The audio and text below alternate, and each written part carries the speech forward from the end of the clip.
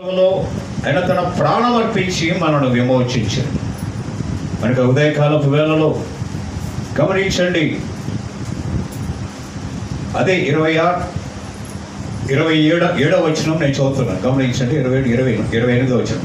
అలాగుననే క్రీస్తు కూడా అనేకుల పాపములను భరించుటకు ఒక్కసారే అర్పింపబడి తన కొరకు కనిపెట్టుకొని ఉండి వారి రక్షణ నిమిత్తము పాపము లేకుండా రెండవసారి ప్రత్యక్షము. ధర్మశాస్త్రం ప్రకారంగా పాపములు, దోషములు, అతిక్రమములు పరిహరించబడాలి, శుద్ధి చేయబడాలి అంటే రక్తము చిందించబడాలి. అందుకే మనం గమనించండి, అదే 9వ అధ్యాయం 12వ వచనం చదువుతాం. మేకల యొక్కయు కోడల యొక్కయు రక్తముతో కాక తన స్వరక్తముతో ఒక్కసారి పరిశుద్ధ స్థలములో ప్రవేశించు. అన్నాడు పాపములు, దోషములు, అతిక్రమములు పరిహరించబడాలి అంటే ఎడ్ల యొక్కయు మేకల యొక్కయు రక్తము ద్వారా, పావురముల రక్తము ద్వారా. ఇలాగనే ఎన్నో ధర్మశాస్త్రంలో ఎన్నో విషయాలు ఉన్నాయి. వాటి ద్వారా వాటి యొక్క రక్త ప్రోక్షణ ద్వారా యాజకుడు ఆ రక్తాన్ని ప్రోక్షించినప్పుడు వాడి దోషములు పరిహరించబడతాయి. అయితే మాటి మాటికి కూడా వారు ఏం చేస్తూ వచ్చారు? పాపములు చేస్తూనే వచ్చారు. అయితే మన ప్రభువైన యేసుక్రీస్తు వారు ఒక్కసారే సమస్త మానవుల పాప పరిహారార్థమై ఆయన కలువరి శిలువలో తన అమూల్యమైన రక్తాన్ని చిందించి ఆయన మనలను విమోచించాడని మనం జ్ఞాపకం చేసుకున్నాం. రక్తము చిందింపకుండా పాప క్షమాపణ కలుగుతుంది. ప్రభువైన యేసుక్రీస్తు వారు ఆయన మనలను ప్రేమించి కలువరి శిలువలో ఆయన తన అమూల్యమైన రక్తమును చిందించారు. ఒక్కసారే అనేకుల పాపములను భరించుటకు ఒక్కసారే ఆయన అర్పించబడి ఆయన మనలను పరిశుద్ధ పరిచాడని మనం జ్ఞాపకం చేసుకోవాలి. కాబట్టి ఉదయకాలం దేవుడు మనను ప్రేమించిన విధానాన్ని మనం జ్ఞాపకం చేసుకున్నాం. అదే హెబ్రీయులకు రాసిన పత్రిక 11వ అధ్యాయం 6వ వచనం జ్ఞాపకం చేస్తున్నాను. 11:6లో ఒక మాట కనబడుతుంది. విశ్వాసము లేకుండా దేవునికి ఇష్టడై ఉండుట అసాధ్యం. ఒకటి, రక్తము చిందించకుండా పాప క్షమాపణ కలుగుతుంది. విశ్వాసము లేకుండా దేవునికి ఇష్టడై ఉండుట అసాధ్యమే. ఒకప్పుడు మనం ఎవరు? అవిశ్వాసులు. మనలో విశ్వాసము లేదు. అవిశ్వాసులైనటువంటి మనలను దేవుడు ప్రేమించాడు. విశ్వాసిగా ఆయన మనలను మార్చాడు. ఒకప్పుడు మాట లేనిదాన్ని, నోరు లేని వాటిని, నమ్మకము లేని వాటిని, అసత్యమైనటువంటి వాటిని, వాటి మీద విశ్వాసం ఉంచి ఆరాధించినటువంటి వారమే. ఒకప్పుడు అలాంటి స్థితి మనకి. నమ్మకము లేదు. ఎంత గోజారినా ప్రతిఫలాలు వస్తాయన్న నమ్మకాలు లేవు. అసత్యమైన వాటిని అనుసరించినటువంటి వారు. అయితే నిజ దైవాన్ని, నిజమైన ప్రభువు మనం విశ్వసించుట ద్వారా ఆయనకేమయ్యాం? ఇష్టలమయ్యాం. ఏమయ్యామండి? ఆయనకు ఇష్టలమయ్యాం. ఒకప్పుడు మనము దేవునికి ఇష్టలము కాము. ఒకప్పుడు మనము దేవునికి అవిధేయుడం. ఒకప్పుడు మనము దేవునికి దూరస్తులుగా జీవించినటువంటి వారు. ఒకప్పుడు మనము దేవునికి శత్రువులుగా జీవించినటువంటి వారు. మనలో ఏ మంచి లేదు, ఏ నీతి లేదు, ఏ యోగ్యత లేదు, ఏ అర్హత కూడా లేనటువంటి వారు. ఇలాంటి స్థితిలో ఉన్నటువంటి మనలను ప్రభువైన యేసుక్రీస్తునందు విశ్వాసం ఉంచుట ద్వారా ఏమయ్యాం? ఆయనకు ఇష్టలము. విశ్వాసము లేకుండా దేవునికి ఇష్టడై ఉండుట అసాధ్యం. కనుక మనం దేవుని బిడ్డలుగా ఉన్నందుకు ఈ స్థితి మనకు కలగజేసినందుకై, ఆయన పరిశుద్ధ స్థలములోనికి ఆయనను ఆరాధించు ప్రజగా మనలను చేసినందుకై ఆయనను ఎంతైనా మనము స్తుతించవద్దును. మరొక మాట నేను జ్ఞాపకం చేస్తాను. చూడండి, అదే ఎబ్రీయులకు రాసిన పత్రిక 12వ అధ్యాయం 14వ వచనం నేను చదువుతున్నాను. 14వ వచనం చూడండి. అందరితో సమాధానమును పరిశుద్ధత కలిగి ఉండుటకు ప్రయత్నించుడి, పరిశుద్ధత లేకుండా ఎవడును ప్రభువును చూడడు. పరిశుద్ధత లేకుండా ఎవడు కూడా ప్రభువును చూడడు. మొదటిది ఏంటి అనగా, రక్తము చిందింపకుండా పాప క్షమాపణ కలుగు. విశ్వాసము లేకుండా దేవునికి ఇష్టడై ఉండుట అసాధ్యం. మూడవది, పరిశుద్ధత లేకుండా ఎవడును ప్రభువును చూడడు. పరిశుద్ధత లేకుండా ఎవరు కూడా మనం ప్రభువుని చూడము, ప్రభువుని చూడలేము, ఆయనను ఆరాధించలేము. ఎందువల్ల? మనం అపవిత్రులము. మనం పవిత్రులము కాదు, అపవిత్రులం మనం. కనుకనే మనను ప్రేమించిన ప్రభు ఆయన తన ప్రజలను పరిశుద్ధపరచుటకై గవిని వెలుపట శ్రమ పొందాడు. అపవిత్రతలో జీవిస్తున్నటువంటి మనం, దుర్నీతిలో జీవిస్తున్నటువంటి మనం, దుష్టత్వంలో జీవిస్తున్నటువంటి మనం, పాపము చేత అపరాధము చేత నశించినటువంటి మనం, మన దోషములు మన పాపములు మన తల మీదుగా పొర్లిపోయాయి. మన పాప భారములు భరించలేనంత గొప్పది. మన విమోచన క్రయధనము అది బహు గొప్పది. కాబట్టి మనను విమోచించు వారు ఎవరు కూడా లేరు. ఈ భూమి మీద మనల్ని విమోచించడానికి పరిశుద్ధుడు ఎవరు లేని కారణాన్ని బట్టి మనను ప్రేమించి మహాపరిశుద్ధుడైన దేవుడు తన ప్రియ కుమారుని లోక రక్షకుడుగా ఆయన ఈ లోకములోనికి మనకు అనుగ్రహించబడ్డాడు. తన ప్రియ కుమారుని మన కొరకు రక్షకుడుగా అనుగ్రహించాడు, విమోచకునిగా అనుగ్రహించాడు. ఆ ప్రియ ప్రభువు మనను ప్రేమించి మన పాప భారములను ఆయన మోసాడు. వాస్తవానికి పాపము చేసింది మనం, శిక్షకు పాత్రులము మనమే. మనకు రావలసిన యావత్తు శిక్షను ప్రభువైన యేసుక్రీస్తు వారు భరించారు. మన పాప భారములను మోయించు ఆయన యెరూషలేము వీధులలో ఈడవబడ్డాడు. కొరడా దెబ్బల చేత ఆయన గాయపరచబడ్డాడు. తలకు ముళ్ళ కిరీటాన్ని ధరించాడు. శిలువ మ్రాను మీద ఆయన 3 మేకుల మధ్యలో వేలాడినటువంటి ప్రభు. సుందరమైన పాదహస్తములలో వాడి అయిన చీలలు బిగించబడి ఉన్నాయి. రక్తము ధారలుగా ప్రవహిస్తూ ఉంది. వాస్తవానికి ఈ యావత్తు శిక్ష ఎవరిది? మనదే.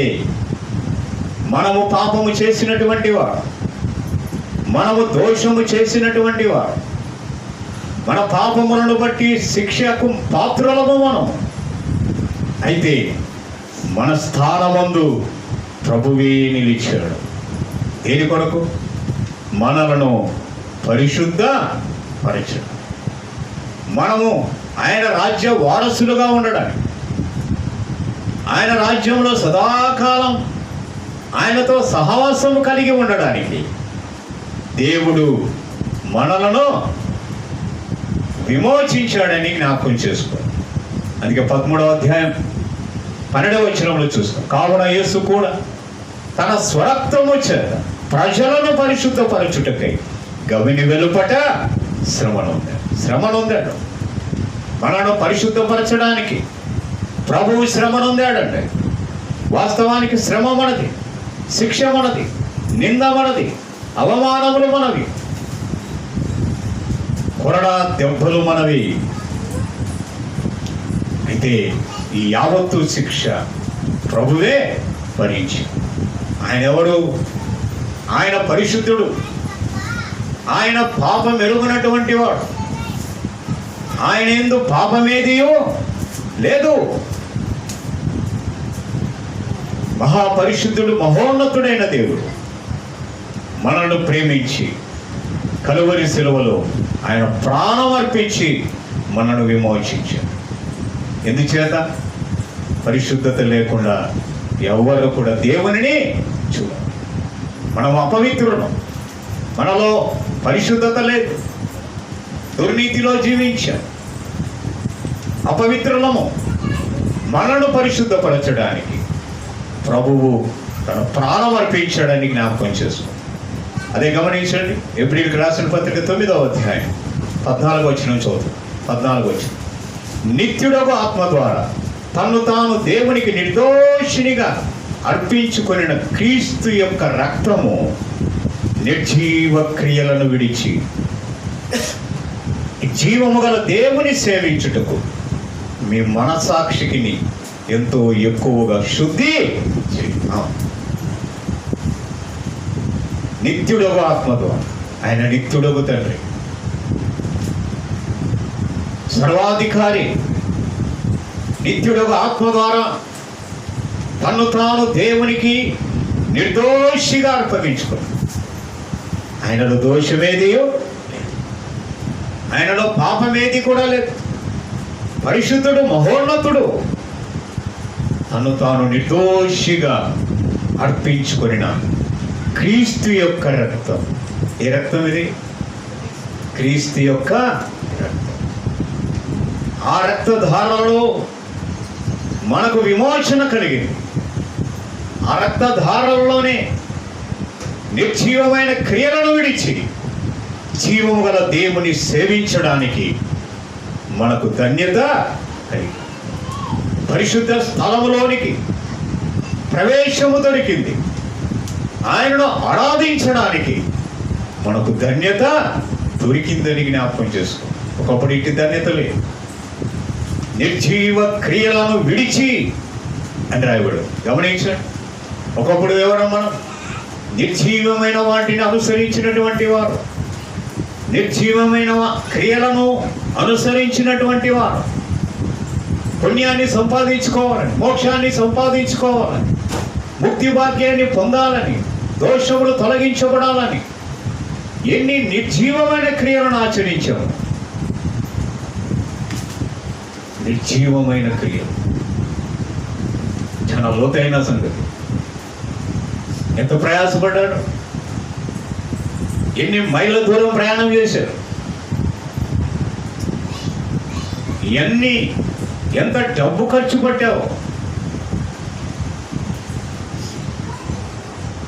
ఎంత శ్రేష్టమైన నువ్వు సమర్పించిన, నీలో ఉన్న దోషము పరిహరించబడు.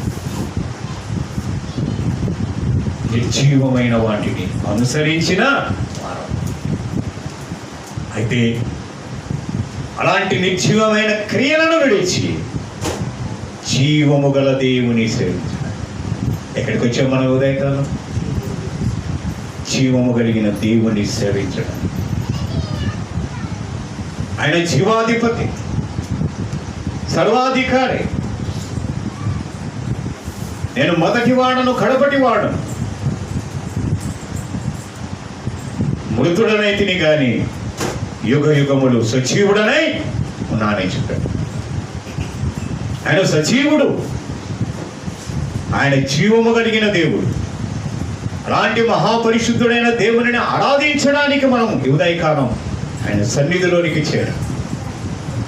కాబట్టి ప్రభునందు ప్రియులారా, ఇంత గొప్ప భాగ్యాన్ని దేవుడు మనకిచ్చినాడు. ఆయన ఎంతైనా స్తుతించబడుతుంది. మరి మరొకసారి జ్ఞాపకం చేస్తూ రక్తము చిందింపకుండా పాప క్షమాపణ కలుగు. విశ్వాసము లేకుండా దేవునికి ఇష్టడుగా ఉండుట అసాధ్యము. పరిశుద్ధత లేకుండా ఎవరు కూడా దేవునిని చూడరు. కనుక ఉదయకాలం మనం జ్ఞాపకం చేసుకుందాం ఈ 3 తలంపులు. దేవా, నన్ను ప్రేమించి నా కొరకై కలువరి శిలువలో మీరు చిందించిన ఆ రక్త ధారణను బట్టి మిమ్మల్ని స్తుతిస్తాం. వెండి బంగారముల వంటి క్షయమైన వస్తువుల ద్వారా మనము విమోచించబడలేదండి. ప్రభువైన యేసు క్రీస్తు వారు చిందించినటువంటి ఆ పరిశుద్ధమైన అమూల్యమైన రక్తధారల చేత